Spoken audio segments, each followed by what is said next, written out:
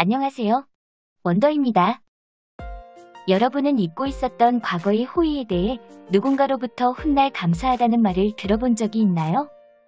아님 그 반대로 누군가가 여러분에게 베풀어준 호의가 문득 떠올라 감사의 말을 전한 적이 있나요?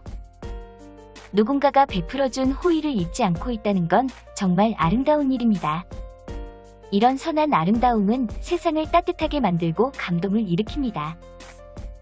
한국의 선한 아름다움이 세상을 따뜻하게 감싸며 감동의 물결을 일으키고 있다는 소식이 계속 들려오고 있습니다. 한국은 샌디에고의 40년 된 호의를 코로나 생존 상자로 보답하고 있다. 이것은 12월 21일자 르산디에고 유니언 트리뷴지에 실린 헤드라인입니다. 르산디에고 유니언 트리뷴의 존 윌킨스 기자는 한국으로부터 코로나 생존 상자를 받은 미국인 중 한 명인 폴 코트라이트 씨를 인터뷰하여 기사를 작성했습니다. 폴 코트라이트 씨는 한국이 어려웠던 시기 한국에 봉사하러 온 약 2,000명의 미국인 중 한 명입니다. 현재 그는 암과 의사로 실명 위기에 처한 사람들이 맹인이 되지 않도록 하는 일에 매진하고 있다고 합니다. 폴 코트라이트 씨는 거의 대부분의 그의 인생을 아프리카에서 보냈다고 합니다. 또한 그는 미국 언론으로부터 한국의 민주화 운동에 대한 인터뷰도 종종 요청받고 냈었는데요. 그는 몇몇 언론의 인터뷰를 통해 그 당시의 한국 상황을 상세히 묘사하곤 했었지요. 이번에는 르산디에고 유니언 트리뷴으로부터의 인터뷰 요청을 받고 한국에서 보내온 코로나 생존 박스에 대한 이야기를 들려주었습니다. 수월한 이야기 전달을 위하여 기사 내용을 바탕으로 이 이야기를 1인칭 시점으로 다시 서술하여 들려드리고자 합니다. 폴 코트라이트 씨의 이야기를 함께 들어보시죠. 40년 전 저는 평화봉사단의 지원자로서 한국에 갔었습니다. 저희 평화봉사단이 할 일은 수십 년간의 외국 점령, 빈곤, 질병, 전쟁으로 제3세계 국가가 되어버린 한국이 기반을 잡을 수 있도록 돕는 것이었습니다. 지난달 미국이 코로나의 급증으로 휘청거리고 있을 때 한국은 과거의 호의에 보답한다며 코로나 생존 박스 물품을 보내왔습니다. 미국의 평화봉사단의 모든 동문들에게 말이죠. 그 상자가 집에 도착했을 때 전 아내와 함께 생존 박스를 조심스럽게 열어보았습니다. 그 안에는 100개의 마스크, 위생장갑, 접이식 선풍기, 인스턴트 커피, 사탕, 그리고 거북이로 장식되는 젓가락이 들어있었습니다. 한국이 우리에게 코로나 물품과 선물을 보낸다는 것은 이제 한국은 그 어느 나라에게도 지지 않는 나라가 되었다는 걸 의미합니다. 1979년 제가 24살이던 그때 한국에 갔을 때 한국은 다른 나라를 따라잡기 위해 애쓰던 나라였습니다. 급속히 산업화되고 있었지만 여전히 시골 지역은 빈곤 사회계층들로 점철되고 있었습니다. 제가 일했던 곳은 나병 환자들을 위한 정착촌이었습니다. 제가 하던 일은 사람들을 의사에게 데려가 진료를 받게 하는 일이었습니다. 그리고 마을을 돌아다니며 마을 주민들의 집을 방문한 후 그들의 발이나 손에 생긴 궤양을 확인하고 약을 제대로 복용하고 있는지 확인하는 일이었습니다. 그때 엄청 많이 벌었었죠. 제가 머물던 우리 마을은 가난했었습니다. 여전히 많은 집들이 억새로 지붕을 얹고 있었죠. 그럼에도 불구하고 사람들은 오히려 저에게 계란, 고구마, 쌀을 가져다 주곤 했습니다. 그들이 저를 돌봐주었던 거죠. 40년이 지난 지금 한국은 우리에게 감사를 표하기 위해 이런 생존 상자를 보내고 있습니다. 정말 놀랍습니다. 이 생존 키트 안에는 외교부와 한국국제교류재단 이사장의 편지도 함께 들어있었습니다. 그 편지 내용은 이렇습니다. 평화봉사단으로부터 받은 도움에 대해 적지 않은 감사를 표합니다. 한국은 그 이후 경제적 돌파구를 마련했습니다. 1964년 한국의 국내 총생산에 의하면 한국은 세계에서 가장 가난한 나라들 중 하나였습니다. 이제 한국은 가장 부유한 나라 중 하나입니다. 코로나에 대한 한국의 대응인 공격적 검사, 접촉 추적, 격리 시스템은 세계 최고 수준으로 여겨져 오고 있습니다. 최근 사례가 급증했음에도 불구하고 말이죠. 1966년부터 1981년까지 평화봉사단원 중 약 2,000명이 한국의 교육 분야나 의료 분야에서 봉사하기 위해 한국으로 날아갔습니다.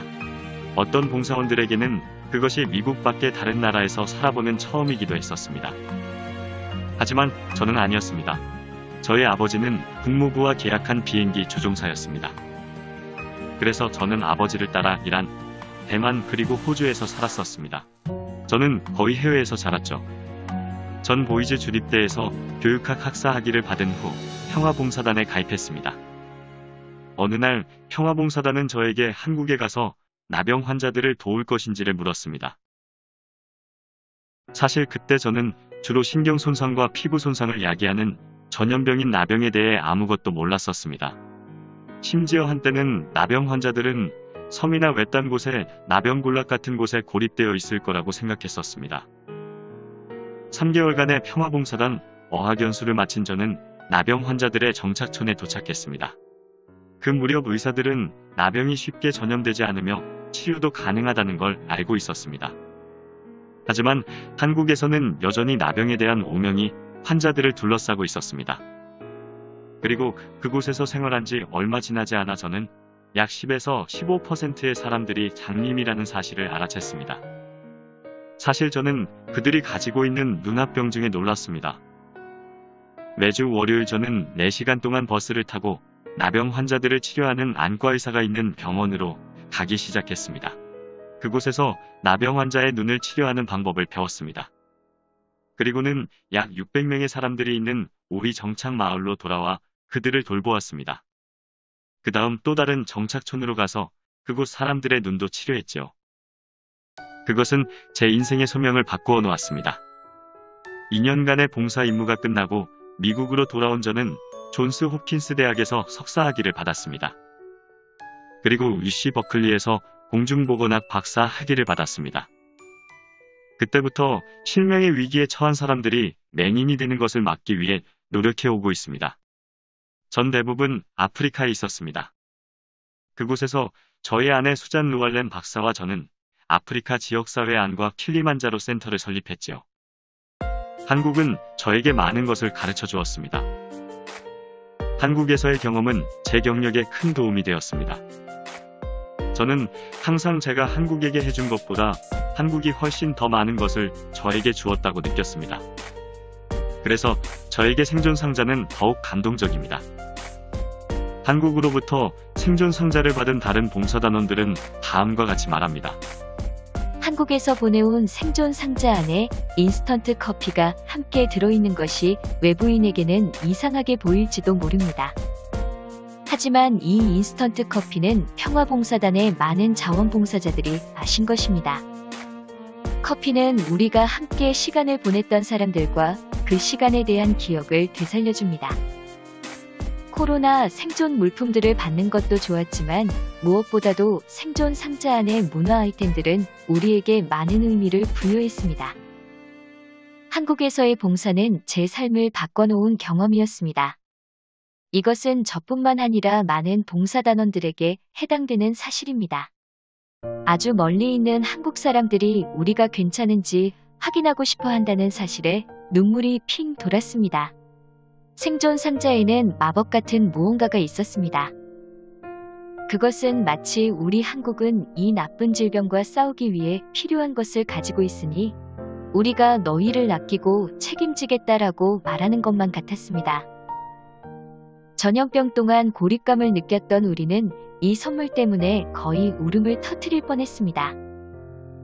한국에서 보낸 생존 상자를 받고 너무 감동한 저는 이것을 보낸 한국국제교류재단 이사장에게 이메일로 감사 편지를 보냈습니다. 저는 이렇게 써내려가기 시작했습니다. 여러분은 아름답고 고혹적이며 매혹적이고 따뜻한 여러분의 나라를 자랑스러워해야만 합니다. 한국국제교류재단 이사장으로부터 재빨리 답장이 왔습니다. 수십 년이 흘렀지만 여러분이 소중한 젊음의 세월을 보낸 이 나라는 여러분의 그 사랑을 잊지 않았고 앞으로도 잊지 않을 것입니다. 우리는 여러분이 우리에게 준 그 사랑을 되돌려주고 또한 대대로 그 사랑을 물려줄 것입니다. 한국인들은 우리에게 사랑과 도움을 베풀어준 사람들을 절대 잊지 않는 민족입니다. 그것은 예나 지금이나 변함이 없습니다. 한국인은 수천 년의 역사 동안 그렇게 의롭게 살아왔고 앞으로도 그렇게 살아갈 사람들이죠. 여러분의 생각은 어떠신가요? 시청해주셔서 감사합니다. 원더였습니다.